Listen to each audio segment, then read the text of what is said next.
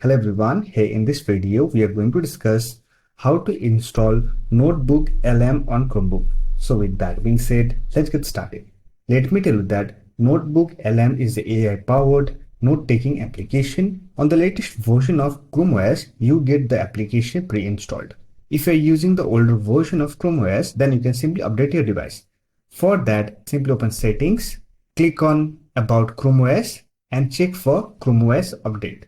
After updating your ChromeOS, if you still don't get NotebookLM application on the app drawer, then you can manually install it. For that, simply open Apps and Games application.